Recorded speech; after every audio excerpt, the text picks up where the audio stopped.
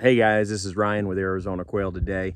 I wanted to share with you just a couple of hunting tips that I put into practice this morning that have really helped me get some more birds. I'm not hunting with my dog this morning. She's on a rest break, and more so I'm out hiking and just kind of scouting.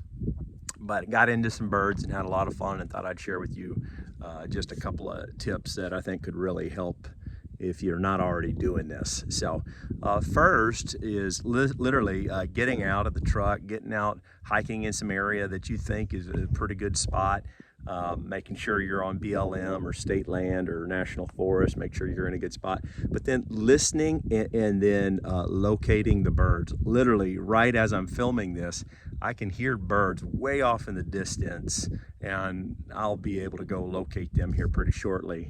So listening for those birds, especially in the morning, they're pretty chatty. Gambel's quail are in the morning, and you can really locate them pretty quick if you just stop and you listen. And so I use ear protection as well all throughout the hunt, because I want to keep listening for birds. I've been out with hunters before and they just can't hear the birds. So make sure you know what the Gambel's quail sound like. You can find all sorts of call sounds online, and they make a couple of different variations of calls. Pretty easy to locate once you are able to identify them by just listening. Second is just spotting and stalking. It's literally, you could get up on a hillside and maybe even drive by the truck and look down in a valley and just stop and look at the open hillsides. And sometimes those birds like to get out in the sun and just warm up after the chilly night and cool morning. So just spotting them and stalking them. You can even take a pair of binoculars, look for them, and then when you're down in the washes, look for quail tracks. You can see tracks. If you see a bunch of tracks and they've got some pretty good habitat, that's a good spot you can bet on. And then the third is what I call kill the cripple. And I've got a pump shotgun here. This is just a family gun that's been in my family for years and years and years. It was my dad's, and then he gave it to me, and it's nothing special, just a old Remington pump shotgun.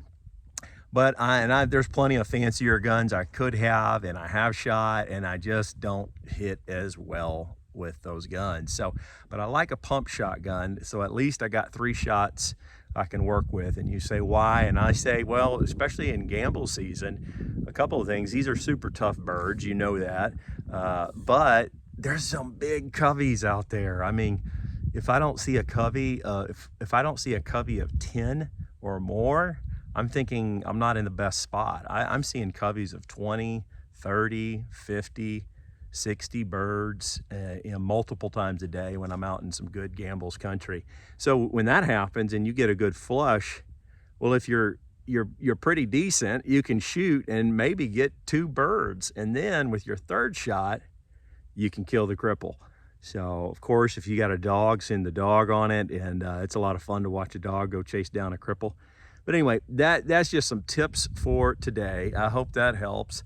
Listen and locate, spot and stalk, and then kill the cripple. So take care, have a great day, and happy hunting.